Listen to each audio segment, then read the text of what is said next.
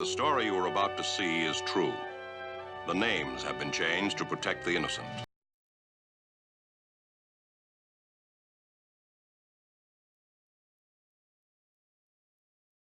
Wow, so I have not touched my Liberty University playlist in almost a year. September 2018 was the last time I posted kind of like my I don't even know what to label it as, but I have a Liberty University playlist pretty much listing, my experiences as a student, as residential and online, as an employee at LUO academic advising for 3 years, and pretty much chronicling my journey, if you will. But I just stopped because it was a mixture of, well, the videos aren't really doing that well, and on top of that, I'm more preoccupied on talking about the Tyler Perry shows and whatnot. And yeah, that's pretty much it. But a friend of mine actually asked me about, hey, did you ever do any videos about Liberty at all? Because if you look over the past few months, Liberty, well, specifically Jerry Falwell has been trending for one reason or another, whether it be a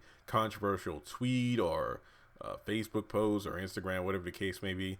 And they were asking me my thoughts on it, and I really didn't think too much about it because I don't really pay attention to it.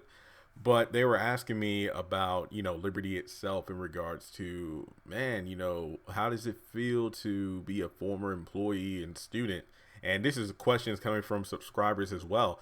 And my friend Sam was actually like, hey, man, why don't you do a video with like every time you wanted to quit? And I'm like, wow, that I never thought about doing that.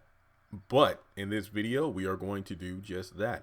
And I actually sat down, notebook, pen, and I thought about all the times I wanted to quit. And let's be honest here, regardless of what job it is, whether it's a call center, fast food joint, um, bus driver, someone who works in retail, customer service, I think I dare say customer service might be one of the top jobs where people just want to storm out at any given moment. I could be wrong because obviously I don't work in the medical field, so there might be people or in the educational system as well who feel the same. But regardless, we all have bills, we all have to go to work, and we all have to get that paycheck, regardless as to whether or not we feel underpaid in order to make a living. So, looking at this paper, I have at least 12 to 15 times I wanted to quit. So, this video, just to give you a fair warning, I have no idea how long this is going to be. The spirit is going to move the way the spirit is going to move. We're going to leave it at that. I don't really have dates on this either. I know that I started my job August 2014, and October 17th, 2017 was my last day. So I was there for 3 years and some change. And I was actually going to wait to do a video like this sometime in October because that would be the second anniversary of when I left.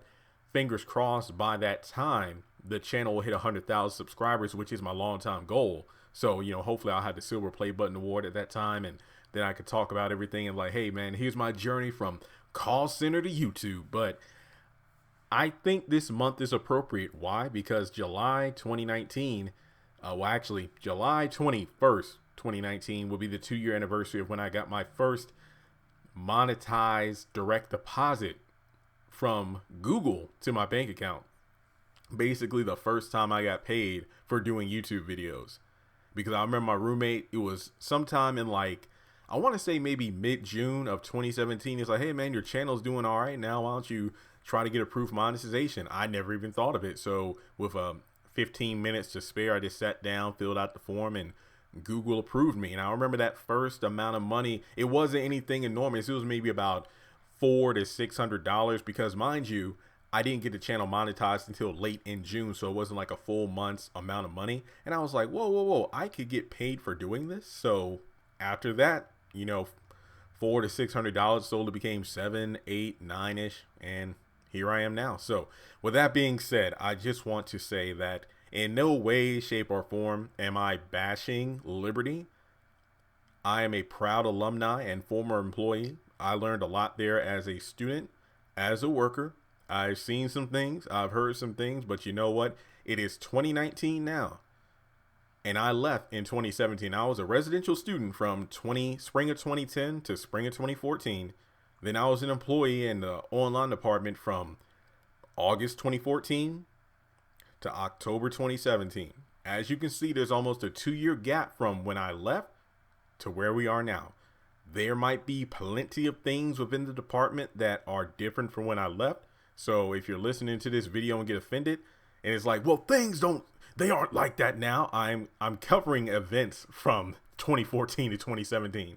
I'm talking back when the Durham Call Center was in the River Ridge Mall area. It wasn't even at the Nationwide building. Honestly, I didn't really mind the Nationwide building. The only thing I didn't like is when Chick-fil-A stopped coming, because, you know, during the mall days, you know, during lunchtime or whatever, I would just browse around. Notorious for going to TJ Maxx, just buying, you know, wacky socks, some cool ties, then going to the comic book store. Rest in peace, Starport. I miss that place. I used to blow so much money there on comic books. But in any case, what I'm going to do, and believe it or not, I actually wanted to quit day one. No, I kid you not. But I will get to that in a second. Just to set the stage here, pretty much during my training, I believe training for my class on the phones was 3 to 4 weeks. I think the class I was in was actually extended because the previous class that was like a couple of weeks ahead of mine, they were already on the floor. Their training was expedited. Like, you know, they were just kind of thrust into the call center floor, and maybe they saw the results wasn't that good, so they decided to take the class I was in and make an extension, and it turned out to be the right move. But keep in mind, I was pretty much thrust out of the house, and I didn't like that because of the fact that, and I feel like I'm going to go on a tangent, and this is supposed to be why I'm quitting. But like I said, this video is going to be, it could be 20 minutes, it could be 50 minutes, it could be over an hour long, but people wanted me to do this video, so I'm doing the video. But in any case, long story short, I graduated in 2014, master's degree from the School of Divinity, and parents just don't understand, and I don't mean to be quoting the Fresh Prince here, but the job market today is nothing like what it was when they either graduated or left high school, where they would just get a factory job or whatever. If they didn't like the job, they can just quit and find one the same day or the next day. We live in the higher education period, if you will, where all these graduates are literally competing with each other for jobs. And not only that, you have to deal with the experience thing, where even if you had practicums and internships in school, let's say you had 2 or 3 years of that, oh, the job you want to apply for, you need at least 5. Wait, what? So all the job applications I put in didn't help when you're at home every day filling out job applications. Your parents come home and then literally just go on and on about, have you heard anything back? And then what makes it worse is they decide to find a job for you, but then it has nothing to do with your major. And it's like, hey, you're going to go apply for this job. So long story short, I had no apartment. So I'm from Clover, Virginia, which is roughly 50 to 60 minutes, essentially an hour from Lynchburg. I would have to wake up at 5 o'clock in the morning, 5:30, get ready, get dressed, and then drive from Clover to River Ridge Mall each morning. Basically, wake up when my parents woke up to go to work as well. And, you know, their jobs, when my dad was working at the power plant, that was like 10 to 15 minutes away from the house. My mom works at Ann Flag Company, which is about 25 minutes away from the house. Here I am driving an hour to get to the mall for training. So basically, I started off behind the curve, because while everyone else stayed in Lynchburg, obviously, they would be, 20-30 minutes in terms of waking up, getting dressed, and getting to class. I would have to get there. Oh, I always made it on time. That was the one thing. I was never late to work. I would have to wake up at a disadvantage. Here I am, sleepy, low on energy, but I made it every day, got to training, did this and that. So I didn't find an apartment until right around the time of when the training class is over, but I'll get into that later. So Jeremy, when was the first time you wanted to quit? You're almost 10 minutes into this video and you haven't even done that yet.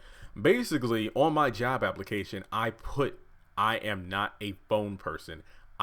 Look, if you know me personally, you know, I like to joke and I'm sarcastic, memes and everything, but I kid you not, if you go into like, well, honestly, you probably can't do it because it's a secure file, but if there's anyone at Liberty watching, if you go into the files of, what was it called? the HR department, whatever you call. Look, it's been a while. See what I mean? It's been almost 2 years. I honestly just forgot all the acronyms and everything. If you pull my job application, it will say not a phone person. I said that on the flipping application. Next thing you know, I got the phone call within 48 hours about an interview, and my parents drive me to Lynchburg. I go. Honestly, it was a pretty good interview. I mean, I did get the job, so I think that does mean it went well. But I think if I were to name what was the thing that probably got me the job, and I'm just kind of speculating here because I honestly don't know, it was after we did like a brief introduction, me and the person who I was interviewing with.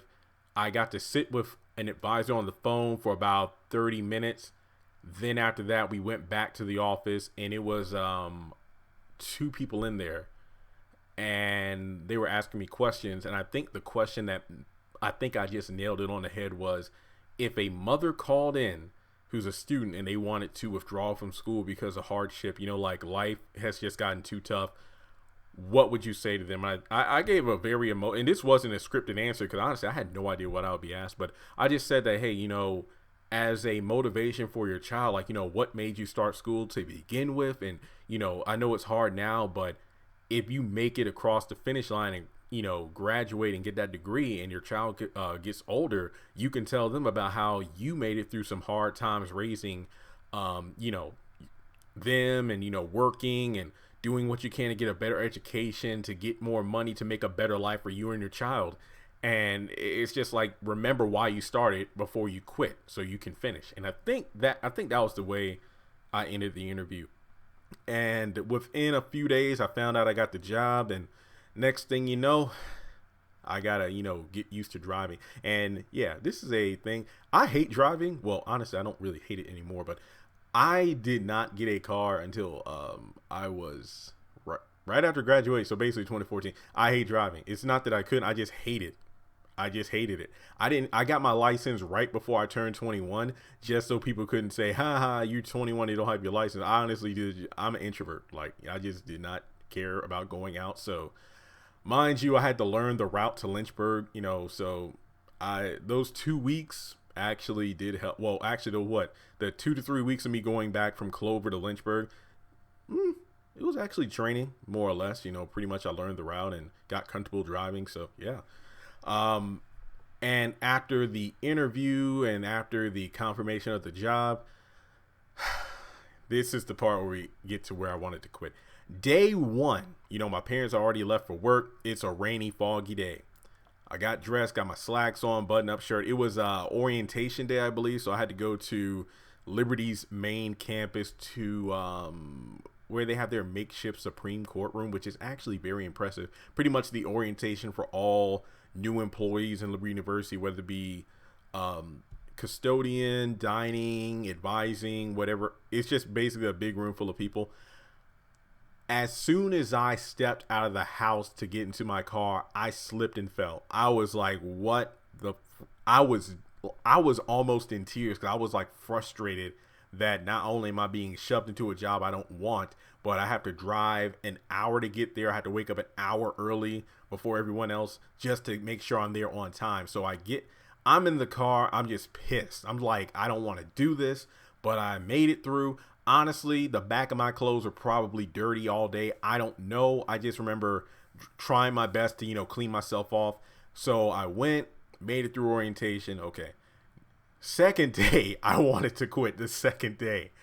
I'm driving, but it's super foggy. There was a deer that scared me to death. Now, in Clover, Virginia, I call it like Deer County. So basically, in Clover, this is where like the wooded areas are. And then South Boston, Halifax, that's where it's like the small town. So from my house for about a good 10 minutes or so, I'm usually driving like 10 miles below the speed limit just because of deers and God knows what else will pop up in the road.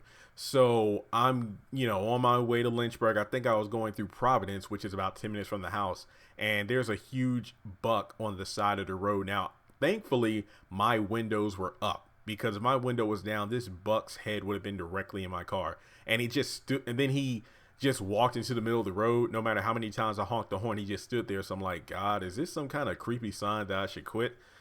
He eventually moved, and I made it to work on time. All right. So then we get to about week 2 or 3 of the training itself, and training was pretty awesome. I think that I had Scott, Charlie, and a couple other teachers or got people teaching the class. They're really fun. And yeah, if I use names for people, it's in a positive light. So if I mention your name and you're watching this video, you're awesome. That's why I mention your name. But in any case, I remember like just being frustrated because constantly getting up and waking up early and this and that. And it's just like, man, this is stupid. I could be doing so much more now. But I remember the first time I got that check and I'm like, oh, snap, this is pretty cool. So I kind of begrudgingly made it through the rest of training. Then we get to the third time I wanted to quit. And it wasn't because I was frustrated from the job itself, but I was just like panicking because at this point, this is like late week 3 or the beginning of week 4 of training, basically when training was about to end. At that point, I had gotten an apartment with a guy I knew from college at a Park Place, I believe. And we were only there for a year. We pretty much were both in a do or die situation where we both needed to move to Lynchburg for, I think he was still in college and I was obviously working at Liberty. So I couldn't just keep going back and forth because of gas, and it just didn't make sense because, to be honest, I could have just worked at a call center in my hometown, and there's a motorcycle in the parking lot. So if you hear background noise, can't do anything about it. My bad. But I remember we had to take an exam and I was like, crap. And it wasn't that I was a bad student. It's the fact that there was like a list of phone numbers and emails we had to memorize. And I'm just like, why do we have to memorize this stuff if when we get to our cubicle, we're going to have those sheets in the actual cubicle?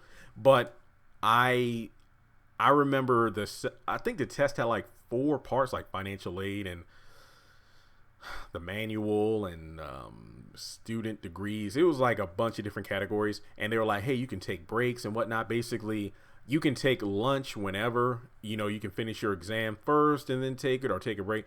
I was the only one in my class. I think my class had 6 to 8 people in it. Basically, I took it all at once. I'm like, do or die, I'm just going to do it. So I took the test at once. Like, I did not stop. I was like, screw it, I don't care. I don't know what answers. I know what answers I got right. I know which ones I probably bombed. And I finished the test. Then I went on lunch and I came back. I'm saying to myself, here I am, just signed this freaking lease, and I probably just will get the boot from this job. Now what am I going to do? Because I'm just frustrated at my parents. I'm frustrated at the job. Kind of like, why are they making us do this dumb test when it doesn't make any sense? Why all these phone numbers and emails, we're going to have them anyway. Why do you have to have them memorized? But my parents, like, they're the ones who booted me out of the house. And it's like, I remember they paid for my first, what is it? When you usually get an apartment, you have to pay like 2 months in advance. Like you pay like the first month, and basically you have to pay a month's rent in advance. I forgot the exact details, but they paid that, and then after that I was on my own. Basically that's how it was. So I remember getting back from lunch, and I think it was Josie and Whitney who came and kind of like, hey, you made it through the test. That was quick. And I'm like, yeah, I just went through it the best I could. And yeah. And this is the part where I just felt broken on the inside. Now, being the first one that finished the test and all, they took me out to the call center floor. They showed me the cubicles and everything. And I'm thinking to myself, why are they doing this? And then they showed me my cubicle, which had my name on it. And once again, I'm like, no. Because I'm like, you're setting me up for failure because I know I bombed the test. So you're going to bring me out here, show me the cubicle, my headset, the other people on the team. Then when the scores come back and I fail, then you're going to fire me. I'm thinking this, I'm not saying it. So I remember it was called nesting, I believe. So I remember the scores getting back, and I never looked at them. I never wanted to look at them. I remember everyone else in my training class did, but I refused because I knew I bombed it. So I remember maybe during my first 1 or 2 months there, the evaluations, August, September, October. Yeah, basically, during one of the evaluations, I was talking with Whitney, and I was like, yeah, I'm doing my best here, trying to get all the numbers and best calls I can, just because I wanted to feel like I earned my place, because it turned out that my score, I think I did fail more or less, but the fact that I was such a good student in the class was why they decided to give me a shot on the phones. And for Liberty, that was a good call because I ended up making them a crap ton of money during my 3 years there. But at the same time, I just felt like, wow, that's pretty legit that they decided to take a chance on me because of my performance in the class. And that really does show that those standardized tests and whatnot, they only show so much. It's like, it's one thing to know this stuff, but then another to put it into application. So that was pretty cool. And I think Whitney or somebody was like, yeah, because we were actually working to take the phone number and email portion of that test out of the equation, based off the fact that you're going to have the manual, you're going to have these sheets to pin up in your cubicle, so we don't need you to memorize it, because honestly, as time goes on, you will memorize it, but at the same time, those questions only tell so much as opposed to actually being on the phone with a student, and you pretty much rocked it when it came to your, you know, weekly test and then your performance in class. So pretty much those were the first 3 times that I wanted to quit. So we're 20 minutes in, and guys, I'm not even going to break this video up. I'm just going to do this a huge, massive block. So if you would love to like sit back and relax, this is the kind of video you definitely want to put on in the background. Now, before getting into the 4th time I wanted to quit, there was actually a day after work. I remember walking outside to my car, and Michael actually, he used to run student advocate office, and his wife was actually in charge of advising at the time. I remember he spotted me in the parking lot as I was coming out, and we were talking for a bit, and pretty much he just told me like, hey man, so how are things going on the phones and everything? How's the job? And I think after a few minutes of discussion, he's like, well, hey, I just wanted to let you know that I remember seeing your name on the application as they were looking through applicants, and I'm like, hey, this guy right here, you need to give him a shot. And I'm like, what? So I think that actually, and that was God right there, that conversation happened while I was going through a low point where I was just like, man, I can't remember if this was when I was actually on the phones and living in Lynchburg, or if it was during my days in training when I was driving back and forth. But either way, I wouldn't say I had a terrible day at the job on that particular day. I think that my spirits were low because I was just like emotionally exhausted from either the back and forth driving or the fact that this wasn't the job I saw myself doing. It was one of those situations, but that conversation was like, oh, well, that's pretty cool. And it was just a situation where once again, it reinforced my, yeah, I really need to earn my place here. You know, like I didn't pass the test, and then I had somebody, you know, kind of hyping me up behind the scenes. But yeah, that pretty much kind of boosted my spirits for a bit. And then time went on, and I think the next time, and I know there are times I probably missed here, but I'm really thinking about the times that really still sit with me. It's just one of those things where I think I read this in a quote, or read this quote somewhere yesterday or in the past week. Not everyone you meet will remember everything you said to them, but they'll remember how you made them feel. And I think that's definitely true of the number 4 spot. This was after my 1-year anniversary. My 1 year, if I'm not mistaken, August 1st was the first day, because I think they hired new people right before fall semester. Wait, yeah, it was right around the time of fall semester starting. So I remember getting, you know, hey, it's been 1 year, yay. And then the next day, I remember the QA sat with me, and I am definitely not using names when it comes to this, because there are plenty of times QA want to make me quit. But I think this is one of the first time QA's actually sat with us. If I'm not mistaken, and if there's anyone who worked at Liberty before or during my time there, correct me if I'm wrong, I think there was a time where when you're nesting, at least, your like coach or the person who was nesting you would be the one to grade phone calls. They would kind of sit with you and then grade the calls.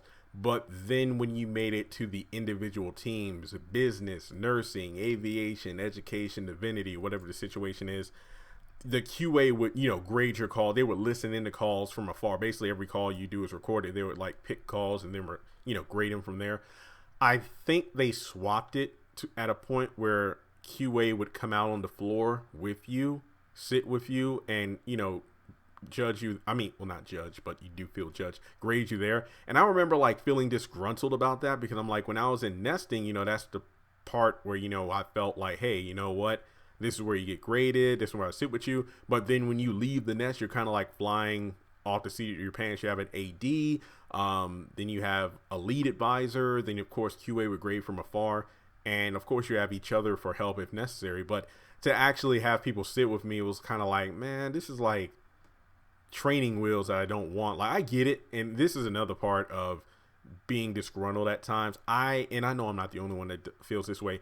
I despise being micromanaged. Like, if I'm doing my job, then let me do my job. I get it. Like, there's protocol, but it's just dumb where I can have a great phone call where I have, oh, I got a financial check-in. I got 15 credit hours. I helped the student order their books. I helped them in regards to professor-student communication, the proper protocol for that.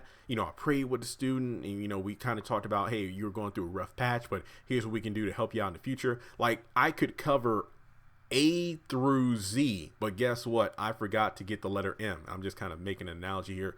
Because you forgot to say my privilege at the end of the call, we're going to have to dock points from your call. Like, what the flip? And this is a Liberty video, so I will try to refrain from using profanity. But trust and believe, there are many times where I just got pissed off because of that. So I remember that day, and this is like the QA like was eating me alive. And for whatever reason, I was like, what the flipping is going on here? And what got me was like, on one particular phone call, I got yelled at by the QA. I was about to just flip and throw my computer and leave. I was done. But she was like, little things that weren't even mentioned before. Like, the QA thing had been going on for like a month. Oh, the signature in your email is the wrong color. Okay. Oh, you didn't properly answer the phone call. And I remember like this one student, like, I'm a person, like, I really try to lighten up the mood. I remember putting the student on hold to kind of talk with the QA, because when the QA is there, the thing is kind of like you want to explain your process. Like, here's how I do things and this and that. I remember the student being on hold. I kind of like jokingly said, oh, dang, well, I don't think this call is going to be a financial check-in. And it's like, well, yeah, I'm not really concerned about the financial check-in. It seems like the student is dealing with this. I'm just like, okay. So long story short, the student is like saying something it's hard to hear. And I remember like I was going in to conclude the phone call, but it sounded like the student was doing a question. So the QA like literally freaked out on me. And I was like, you need to listen to the student. When I tell you my Negro side almost came out, that was the day. So long story short, the phone call is over. I'm like, man, this is some bull crap. Call my mom. And this is the thing. And I think this is something I should have mentioned towards the end of the video. But the thing about parents is, once again, it's like, and I'm a person, I really don't like asking for help, and it wasn't like a monetary thing. It's just like sometimes the emotional support. Oh, just hang in there. But it's crazy. Like anytime my lease was about to end, like, oh, it's year. Remember, after my first year, I got a new apartment, new roommate. So basically after that first year, it's like, anytime the lease is about to end, or sometimes my parents like, well, why don't you find another job? And it's kind of like, wait, what? Because obviously you're not going to let me move back home. So yeah, I think I'll say that towards the YouTube part, because that's when things get really interesting. But I just feel like after that one day, I'm like, this is some bull crap. Like, what made this QA like go off the handle like that? But in any case, hung in there. Not too long after, I'm killing it.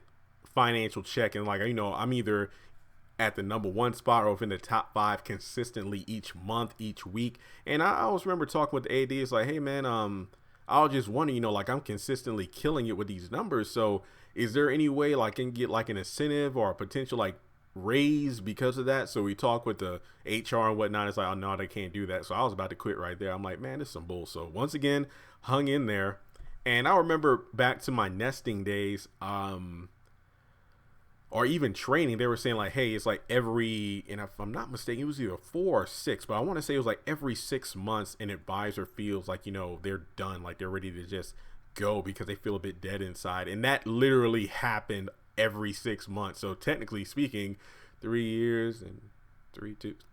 So that's like 6 times right there I wanted to quit just based off that rut. I feel like it really occurred during graduation season. Like anytime you're on social media and you see people graduating or moving on with their lives, or, most people at the advising call center were there or working at Liberty for the free education. So once their program was over, they were hightailing it out of there unless they decide to do another degree or whatever the situation was. But I remember the first time, one of two times actually, that I applied for a job outside of advising, still within Liberty. I think it was like student event coordinator. It was something like that. It was at the Liberty Mountain Conference Center. Basically, it was like a place where employee or Liberty employees would like get things ready for students who had intensives, or it was like student event things like that. I applied, I didn't get the job, and I was like, man, this sucks. So I was back in advising. And long story short, it actually feels good that I didn't get the job, because this explains why, while my time at Liberty was 3 years, I never once applied for a AD position, a lead position, a position in a different department, because my thing was, I had seen a lot of people do that where they got hired to a new Liberty position, but within a year or so, sometimes less, next thing you know, that position was dissolved, and either or that department was dissolved, and those people were either given the boot, they were just, terminated, or they had the option to go back into advising. But the thing was, if you're out of advising for 6 months to a year, heck, even 2 weeks, if you want to go that far, almost everything had changed. So it's almost like you're back at square one, going through the training, sitting with current advisors to kind of get a feel for what's going on. And then you're back on the phones again. And more often than not, those new positions, while something fresh and invigorating, the pay difference was either non-existent or barely a boost at all. So my thing was, you know what? I asked for a raise, I didn't get one. And these new positions that they're having is like, while they sound interesting, it's like, I don't really think that's for me. Because there were several people in advising who were like my seniors who were asking would I go for something. Like, no, I'm good where I'm at. It's just the fact that in my heart, I'm like, I really do want to get out of this cubicle, but it doesn't matter, because there's like a 75-25 ratio of the job being dissolved versus the job being there permanently. Next thing you know, I'm back to advising square one, and then I'm just completely lost, because as the weeks and months and semesters rolled by, new programs were being rolled out, new protocols were being rolled out, and I was just like, you know what? It's like a bad relationship. I mean, a long-term relationship that's kind of gone sour. Either I can stay here and, try to work things out and just accept it's not perfect, but it's consistent or comfortable, versus going out and looking for something new, and then, that not working out at all. And then I realized what I had wasn't as bad. The grass is always greener motif. But then we get to the next time I wanted to quit here. And let's see, I'm making sure I'm looking at my sheets right. I want to say this was when the first time management shifted, and this was around the time I hit a record for 517 outbound calls in a day.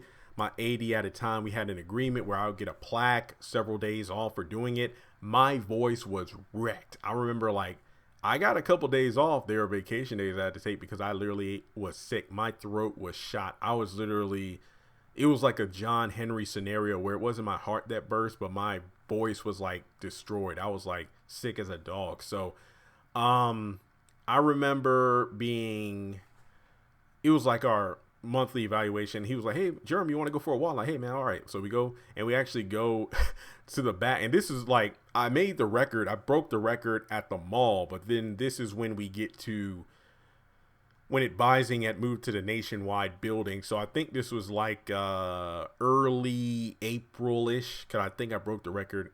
No, yeah, April. I think it was either late April or early May when we made the transition to the Nationwide building. Honestly, I didn't mind the Nationwide building. I think the journey there from my apartment to the call center was actually better than the one to the mall, because the mall is like you have to fight traffic, especially if you get off at 4:45. And that's something I actually failed to mention. During my first 6 months, I had 1 to 10 shifts. I only had one 7:45 to 4:45 shift on Thursday. So that's why I never really developed a social life after I graduated and then came back to work, because the 1 to 10 shift is like I'm sleeping all day, and on the weekend, I'm just glad to actually have the day to myself where I don't have to clock in late. So I get off at 10 o'clock. Guess what? Kroger or Walmart, or maybe Target if I'm feeling, antsy. But other than that, I would just go back to the apartment, stay up for a bit, go to sleep, wake up. Then next thing you know, I'm going to work. So yeah. And as time went on, the shifts got. There was a point where I was working like 3 to 4 different shifts in a week, and like in no particular order. I think Monday was 1 to 10, which I liked, and then I had 10 to 7, 7:45, 10 to 7, 9 to 6. It was just insane. But in any case, I don't want look. If I get into my full feelings about this whole plaque situation, I know I will be cursing up a storm, and I don't want to go down that route. But I remember wanting to smash a window when I found out I wasn't getting the plaque because, oh well, this agreement was something that wasn't approved by management and this and that, and we can't present it to Jeremy because it would just make it look awkward to other advisors. It's like they don't want to get if they don't get an award, which is bull. I don't feel like editing bleeps in here because trust and believe it'll be like an episode of Jerry Springer or more if I talk the way I wanted to talk. But in any case, it's like all these other people get awards and whatnot, and it's like I work my butt off bringing you a ton of money because I got a bunch of credits and financial check-ins that day. Not to mention the fact that I achieved that goal. It inspired a lot of other advisors to boost their numbers as well. There were more advisors getting triple-digit outbounds in a day because they saw what I had done. So to actually not get any, and it wasn't even about a ceremony or whatnot. It was about the fact that I was promised an award. I worked my butt off for it, and I didn't get it until August. So we get to August, and I got my 2-year evaluation. I think was it my 2-year? I think it was my 2-year, and I destroyed it. I was like killing it on the numbers when it came to my. If I actually thought about this before I started recording, I would actually have pulled out my evaluation and went over it. But I got a great evaluation, and this is a point where I didn't want to quit, but I was actually pissed off because they were telling me like on the scores like 1 to 5, like we can't really give people a bunch of 5s, so I couldn't get a 5 in appearance, which sucked because if you knew me while I worked there, like I would come in fresh, like suits, ties, and everything. And after I found out, like they had to purposefully dock points to not make a perfect score on people, I'm like, screw this. I stopped wearing suits. I was like rotating the same 2 to 4 polos each week. I did not care. I was done at that point.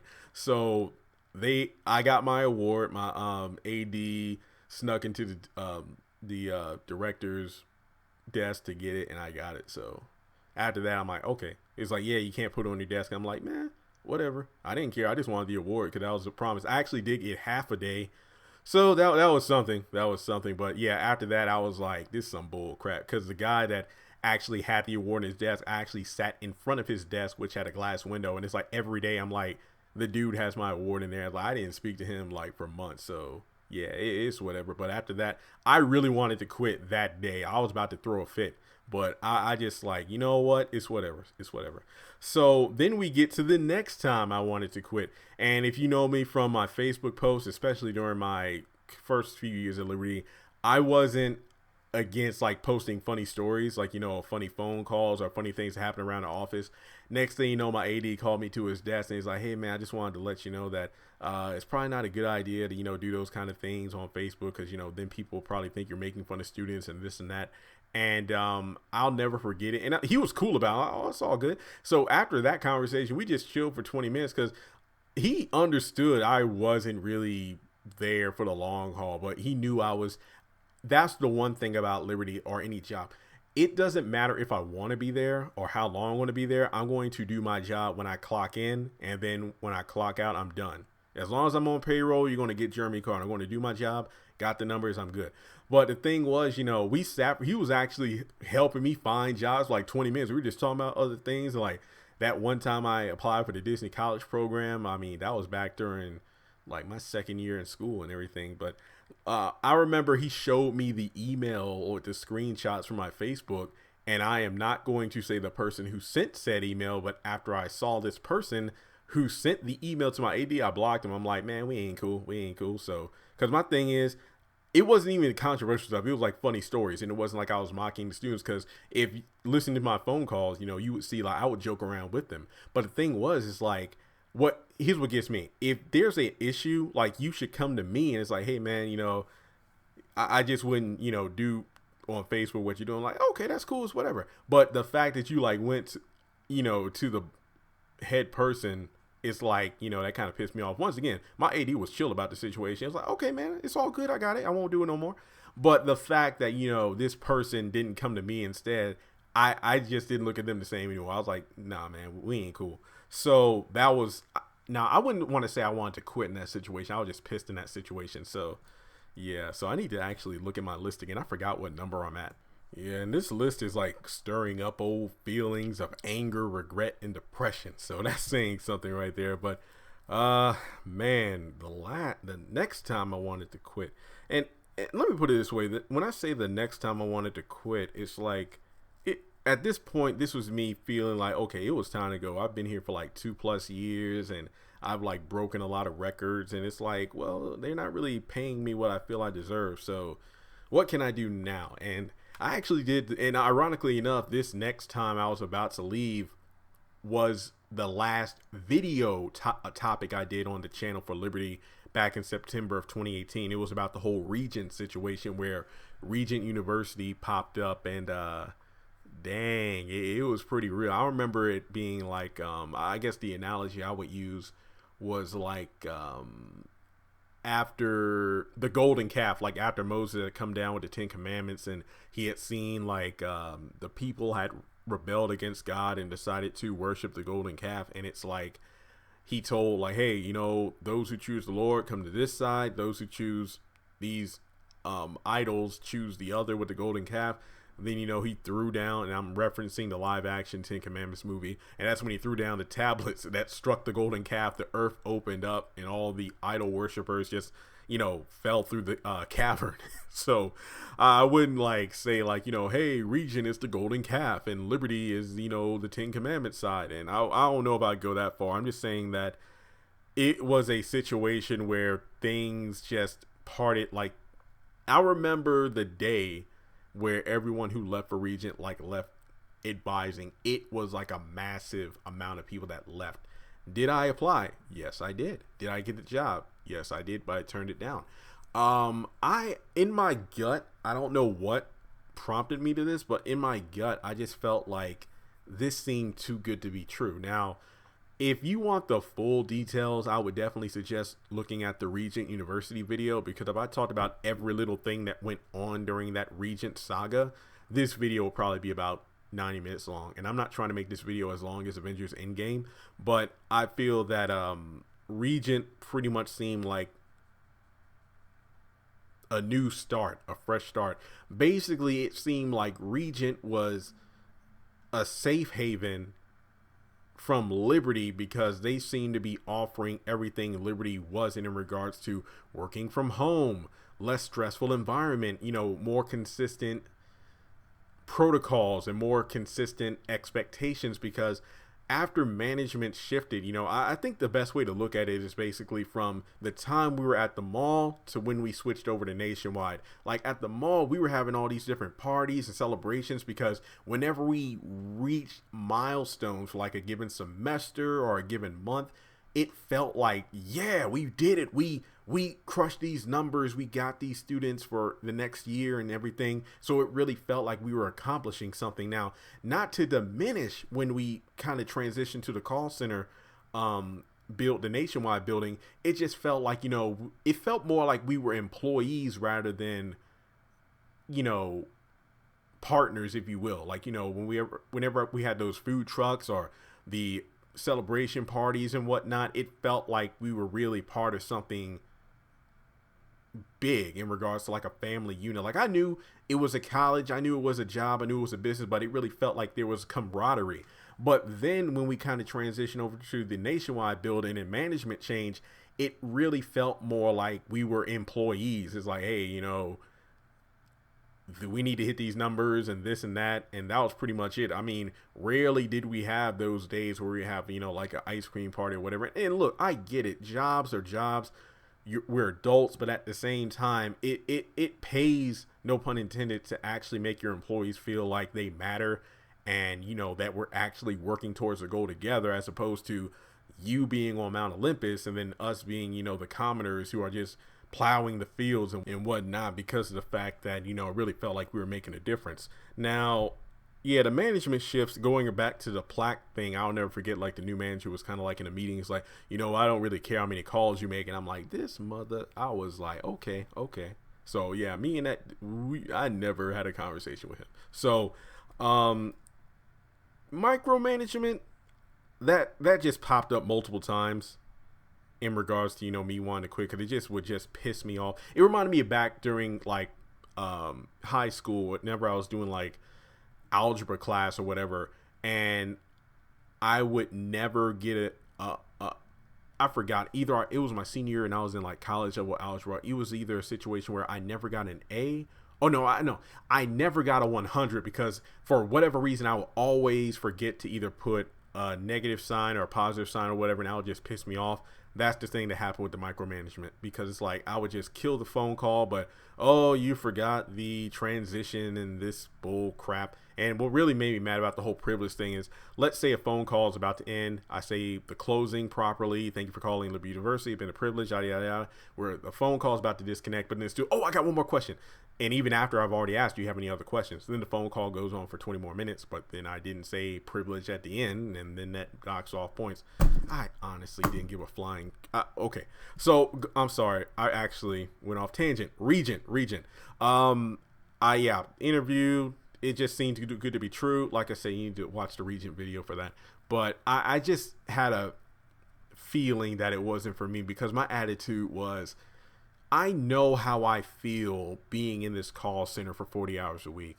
Do I want to have that same motivation at home in my room? Because I'm a homebody. I stay in my room and that's pretty much it. So do I want to make my living space my workspace as well? And I remember this was before Regent, I think. There was a time where the call center was kind of gravitating towards working from home.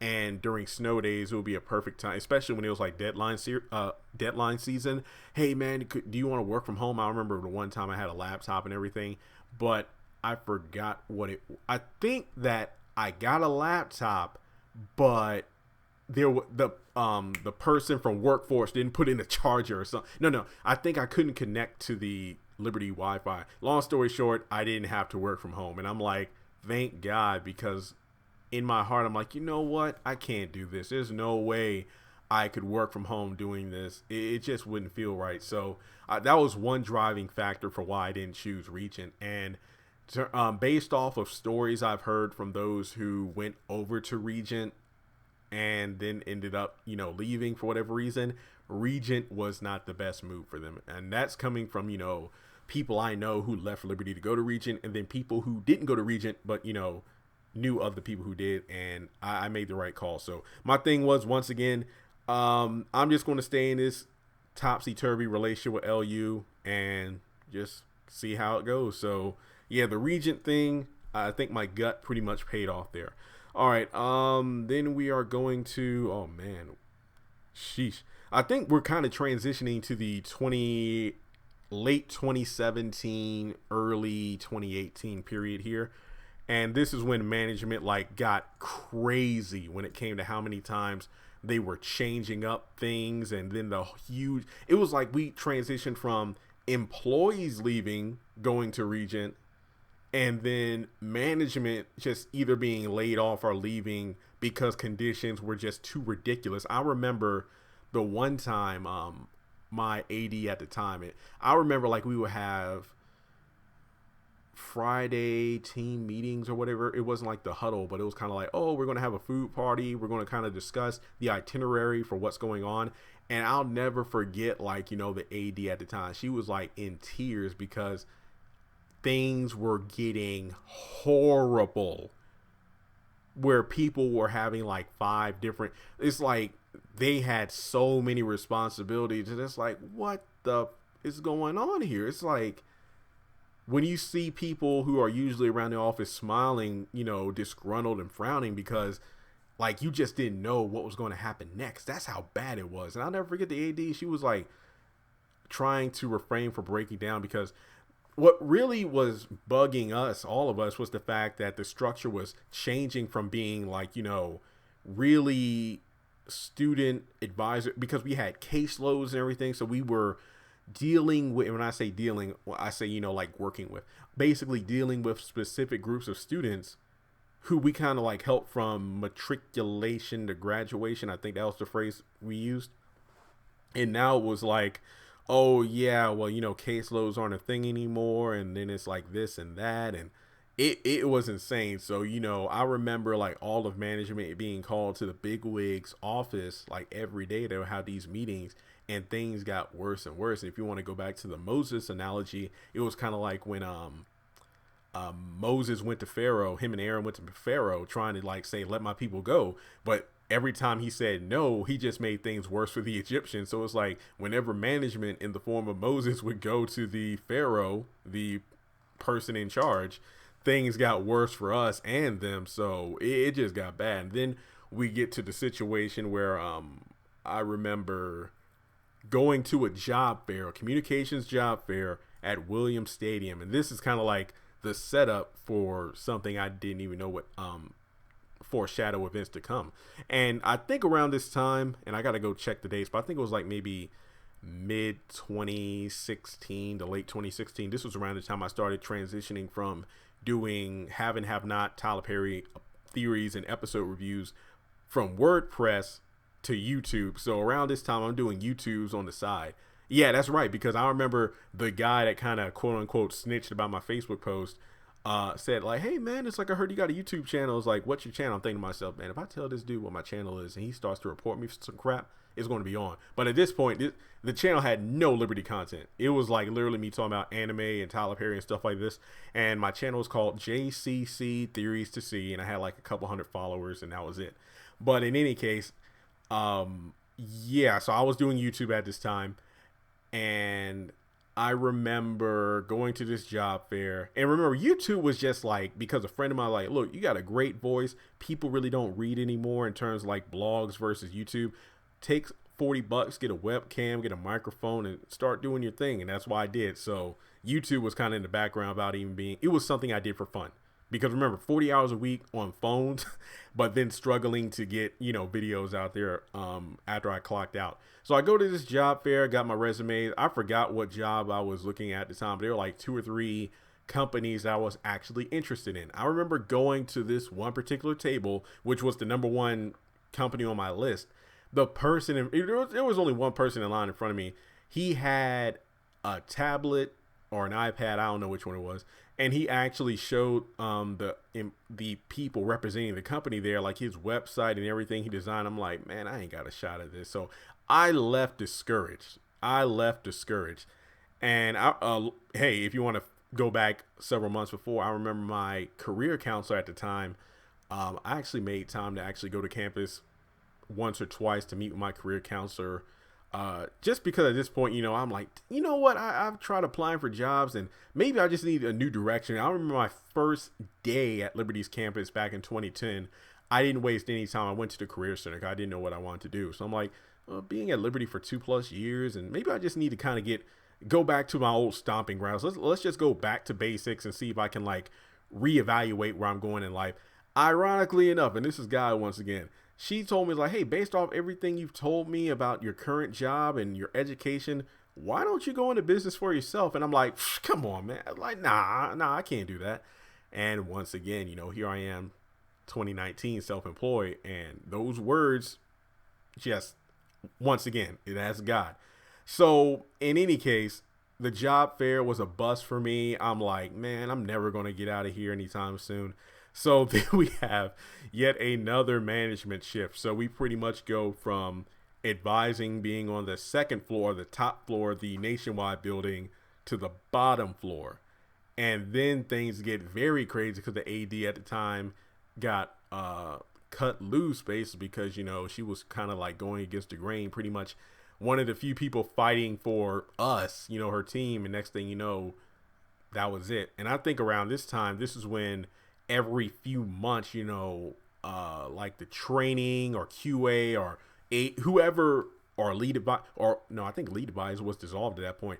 Basically, this was at a point where every few weeks or months, there'll be these big meetings with the advisors, pretty much saying, hey, here's where our numbers are falling and here's where you screwed up. And it's kind of like, what? Basically, it's like nobody really took into account the things like, well, we're not being trained properly, because when we had training, they would try to cram in every single department's changes in one day, sometimes even half a day. It's like there's no way for us to retain this information. And not only was the student to advisor connection all but lost, because all the time we were getting emails and whatnot and follow-up phone calls from students who wanted to speak with their personal advisor, but it's like, yeah, we aren't doing personal advising anymore. You get assisted by whoever answers the phone, which sucks. I mean, imagine being a student who had been guided by the same person since they started at Liberty, whether it be their first 1 to 3 years, and then they're about to finish up. And it's like, yeah, I feel competent in finishing my degree, but I started this journey with, Mark, and I want to finish, with Mark by my side, but that's not how it works. So not only was it bad for the student, but it was kind of bad for the advisor, because even if we could help the student because we were adequately trained, we understood that, you want to deal with the same person every time you called in for consistency.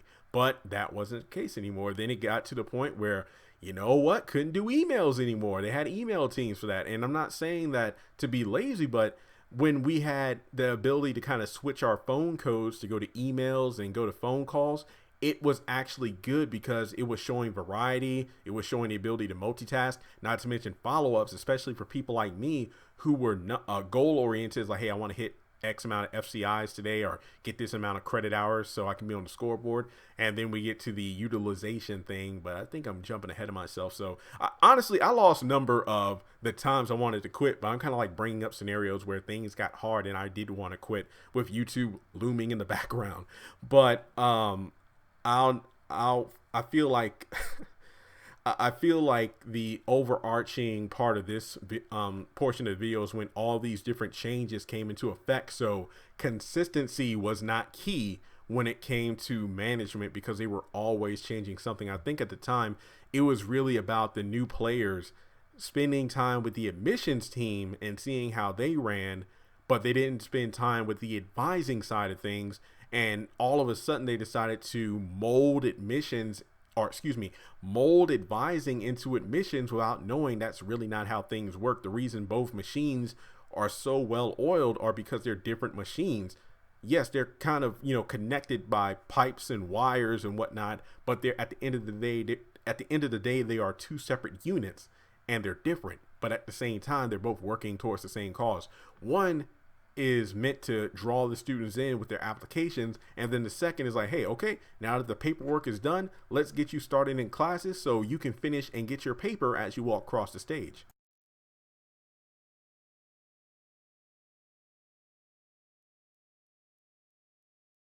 Gail? Gail, is your internet working? Mine's slow.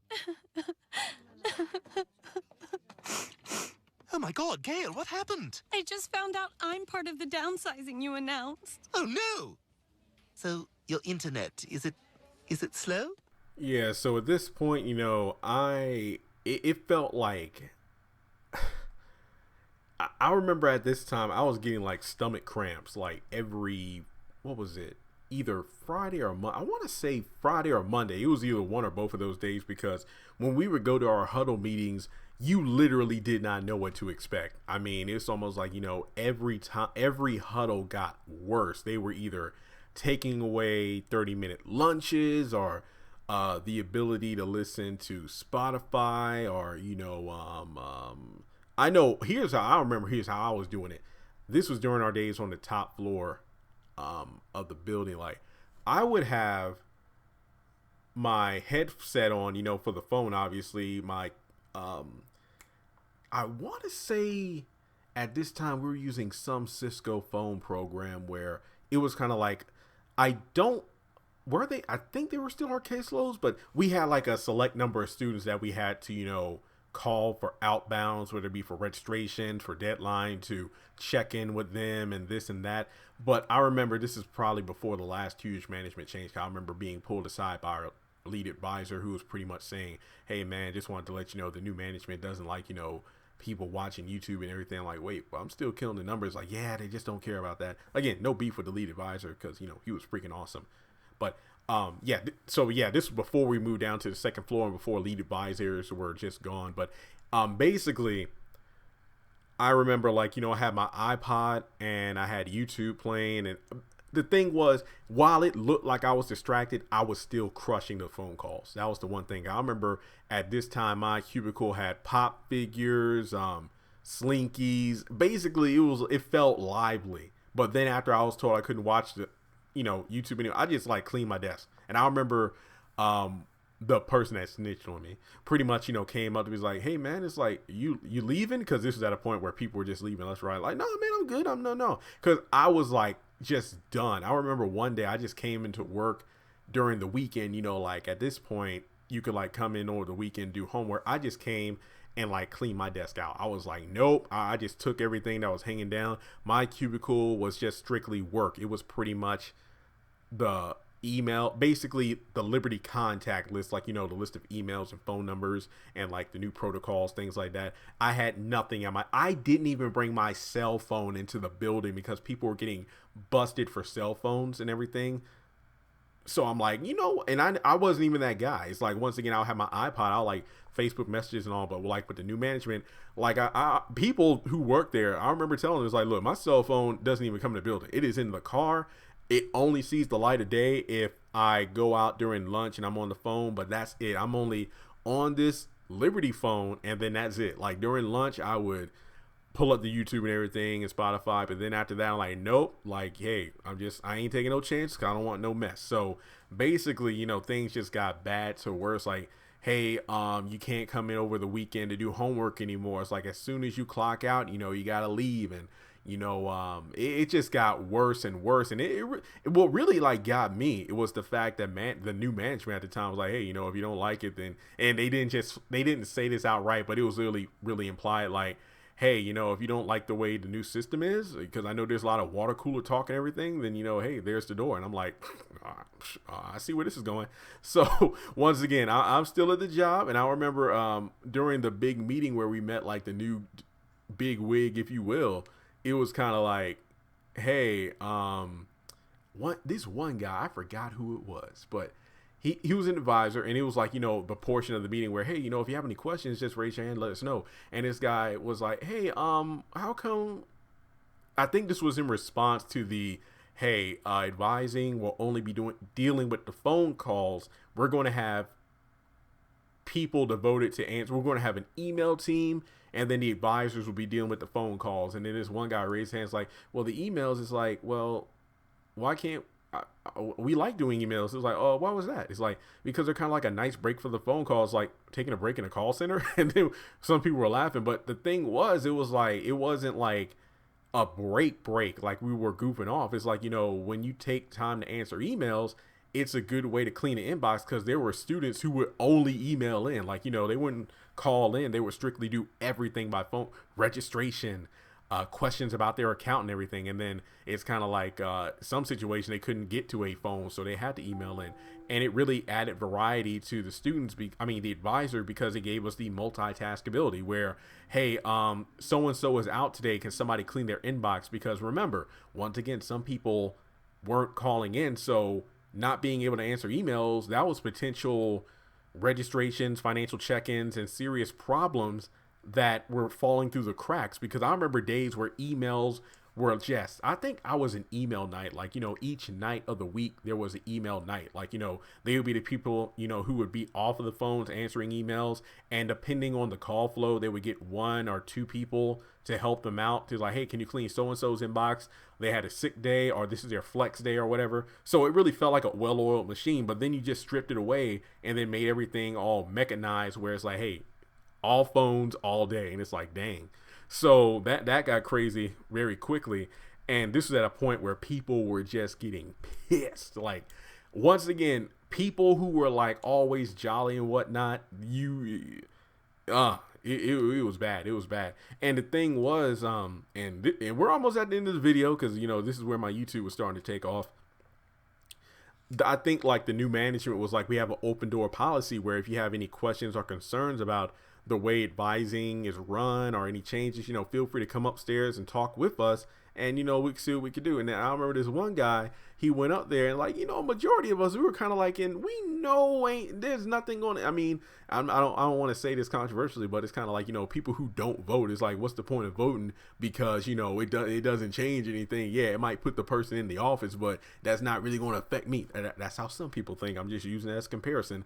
Like, yeah, I mean, you can go up there. So basically this dude goes up there, he has what he feels is an amazing meeting, and then when he didn't get chosen for, I think it was like a new position or whatever. Oh, he was pissed, and I'm like, well, we tried to tell you, man, we're not going to change. So, I think this was around the time where my YouTube channel actually gave me that first payment in like July of 2017. I'm like, because at this point, I think around the time my mom booted me out, it was like, hey, always make sure you have at least 3 to 6 months worth of bills in your savings account. So if anything happens, you're kind of, good for a couple months until you find another job.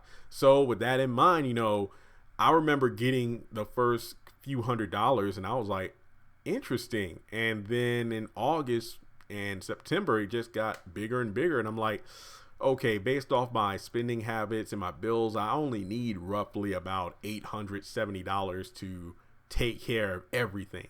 And then with the money in my savings account and whatnot, and the chances for YouTube expansion, like more views, more subscribers, more money, I'm like, you know what?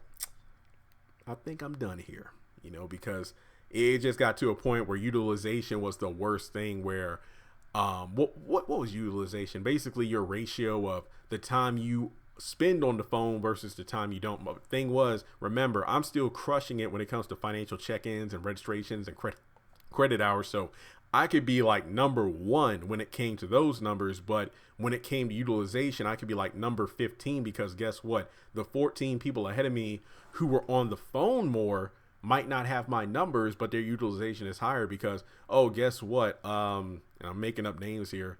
Cindy had like a fraction of your financial check-ins, but she was on the phone more. But I'm like, well, utilization is bull crap, because if I put a student on hold to go speak with financial aid, or I check in the manual, I get follow up from another department, that's time counted against me, even though it's like a hour-long phone call, and I'm knocking off everything on the checklist: the greeting, the closing, the financial aid questions, the setup for the next semester, and possibly talking about graduate school. So I'm like, I'm making y'all all this money, and then when I got my 3-year evaluation, everybody got the same raise bump. And I'm like, even people who have been there for 1 year were getting the same pay boost as those who have been there 2 or 5 years. I'm like, nope, I'm out of here. I'm like, I know I'm going to make less quitting, but I'd much rather struggle and build from the ground up than stay here and get underpaid where I'm undervalued. And that's pretty much it. And yeah, a couple months later, I got my 13-page registration letter together, and I actually might do a video on that, because I actually listed 20 reasons why I was leaving. So I might actually do a video going through every reason why I left. But the thing was, I didn't leave with any bad blood.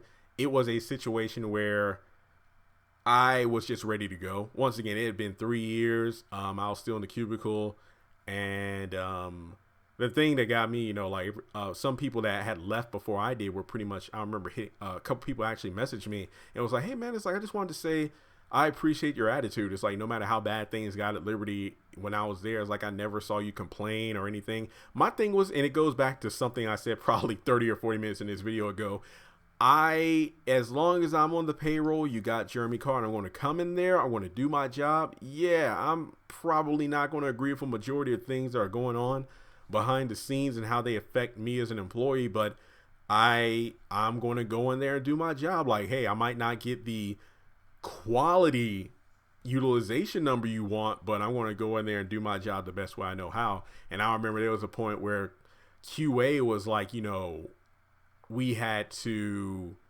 sit one-on-one with our QA agent. There was a time where the ADs had to do the QA and the ADing, and I'm not talking about that. I'm talking about basically when we got to the first floor of the building, and like QA would grade calls, and like during the week we would have a one-on-one meeting. It was like the AD, the QA, and then the employee. And it's just like, I remember one time, and this is what I hate, like, you know, when it's cold air and it looks like you're tearing up, it looked like I was tearing up during an evaluation, because I was like frustrated, because I'm like, I just got to sit here and listen to things I'm not doing right. And it's like, this is some bull crap. So I made it through. I didn't cry. Like, again, I was literally sitting directly under the fan, and it wasn't like a SpongeBob where Squidward was like, who put these onions here? No, I was literally sitting underneath the freaking air conditioner. And while she was telling me this, like, are you okay? It's like, yeah, I'm good. I'm literally sitting under the air conditioner.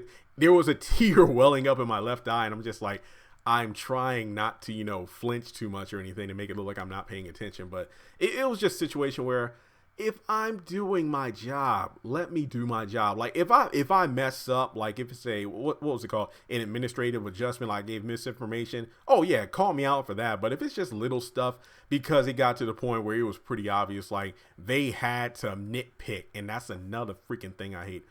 They had to find something to discuss. I get it, because they take us off the phone for these meetings. They have to fill in the time somehow. But it just got ridiculous. It just got ridiculous. And also, in case you're wondering, let me look at the list. I think this is like 13, 14, 15 reasons why I want to leave, or when I want to leave. And in case you're wondering, like Jeremy, it's like, you were there 3 years. This is Liberty. They promote marriage. Wasn't there any kind of office romance drama? Nah, I mean, and this is a policy. I actually told people I didn't do this, because some people like what? One of my personal rules: never date employees. I just never did it. I just felt like it's tough enough coming to this job itself, and I have to give my all to when it comes to the students and whatnot, and whatever bull crap is thrown my way by management. And I just didn't want to add romance to that. Imagine getting into a relationship, and then you break up, then you have to see this person every day, and then you don't want to go to the job even more. Look, I know there are people there who met up, they got in relationships, and they got married, and it's like, hey, more power to them. That's good for them. But for me, it's like, you know, I never really. Were there people there I was attracted to? Duh. But it's like, nah, I'm good. I'm going to do my job, get out. It wasn't until after I quit that there were certain people I actually got to know, because while I was there, it's like, if you got to know me, if we were on the same team, there was a good chance you knew more about me than someone I would just see at a huddle meeting, or someone I would just see in line at financial aid or student accounts. But yeah, there are some people there where we really didn't get to know each other, or they really didn't get to know about me more until after the fact, because they knew when I clocked in, it was business. I would come in there and dominate, clock out, and I was done. So yeah, I never got involved into the office romance scenario. Will that change in the future? Like, let's say if I get another job, I don't know. I mean, I'm obviously older now, and things are. I can't say. Hopefully I won't have to work another job again, unless this YouTube thing leads to something bigger or something. But yeah, I just never got involved with that. So that's why that's not in any of the numbers as to why I want to leave. But in any case, I just feel like, you know, there's enough drama itself involved with management and what advising is going through, let alone the latest office gossip. And that's another thing, I never got involved in that, because even now it's like 2019, and like people I used to work with who either still work there or used to work there, they'll ask me like, hey, you remember that time so-and-so was dating who? Was like, nah, I honestly, and I say this honestly, I never knew about that kind of stuff, because I didn't care. I didn't get paid for that. So that was my thing. Trust me, if all the students I was talking to, there were some juicy things to, you know, go into there, but you know, that's another situation. But overall, looking at my list here, things change, yada, yada, yada, turned in my letter. Yeah, I remember October 17th, that was it. I got to leave early that day and I was done. So with that being said, this video, I haven't even checked it. It is possibly over an hour long. I could be wrong. I just know that I recorded this in 5 different chunks. So if you made it this far in the video, definitely give yourself a pat on the back, because like I said at the beginning, I don't know how long this is going to be. I have a bullet point list of all the times I wanted to leave, but then there were some things I added to the list because I honestly forgot about it until I started talking, and then it just popped up in my memory. But yeah, so ironically enough, all those times, like going to the career center and talking with the career counselor who was like, why don't you just work for yourself? Or going to that job fair and then seeing that guy who made something from scratch kind of give him a leg up in the competition turned out to be good. So everything worked out. Like, excuse me, I do think about it sometimes. Dating within the team always leads to disaster. In case you hadn't figured it out, I quit! I quit!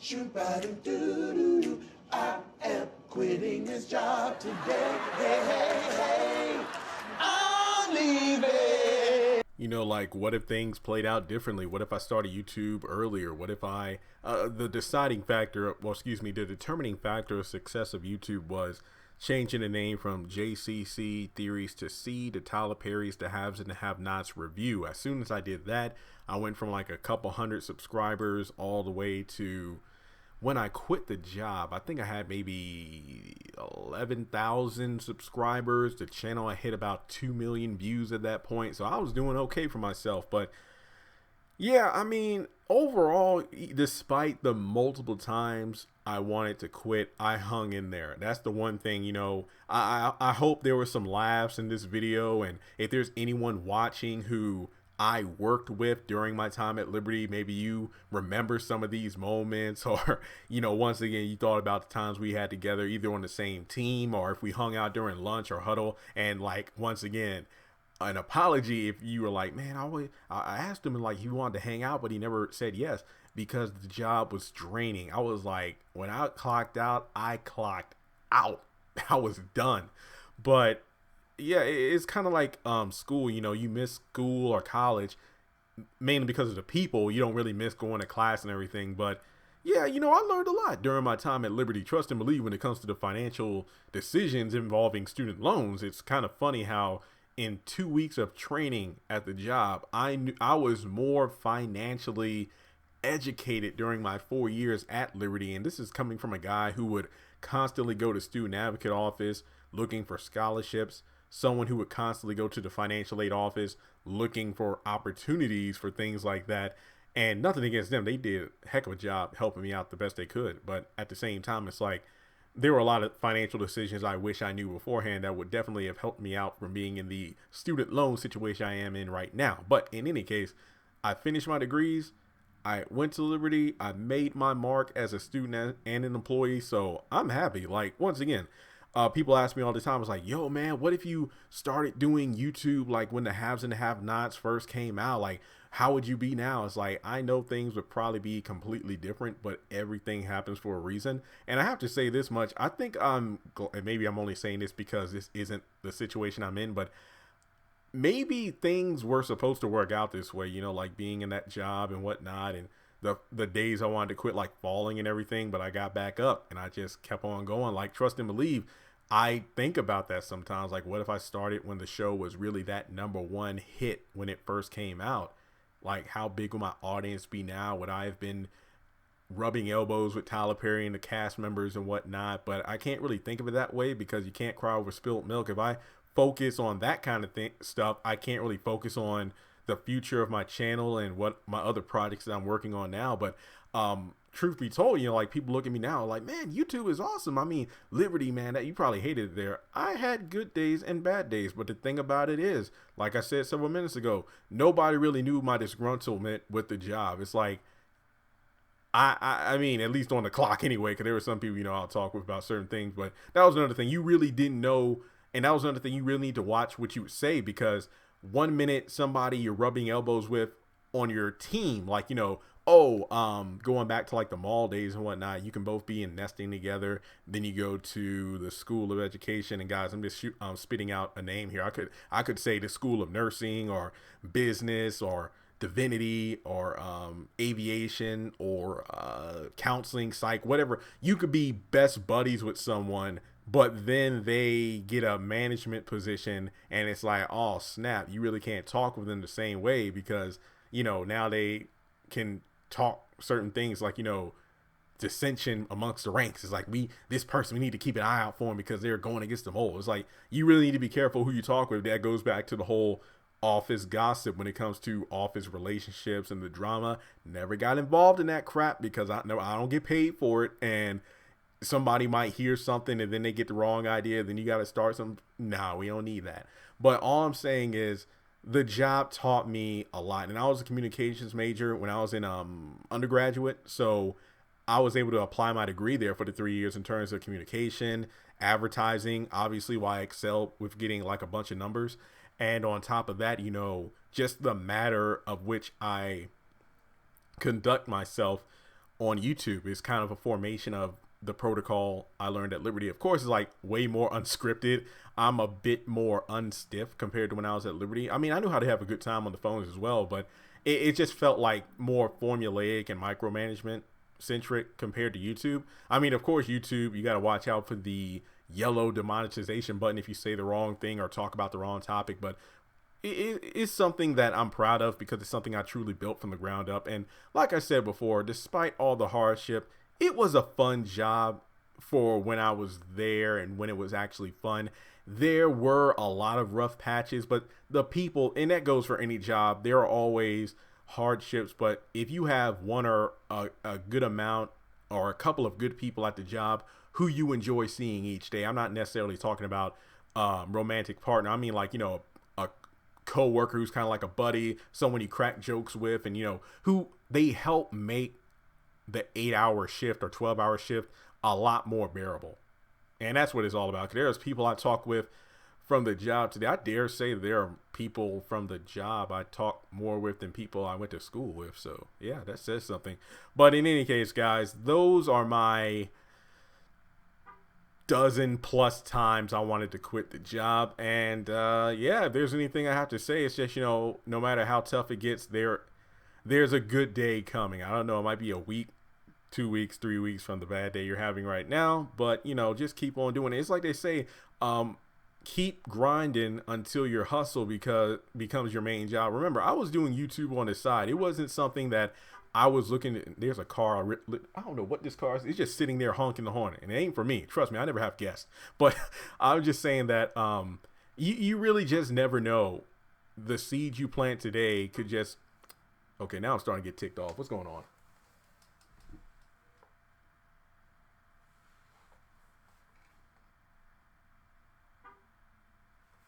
Yeah, I don't know. It's some car out there. It's just annoying me. But in any case, yeah, I think they're honking at somebody upstairs to come outside. I'm sorry.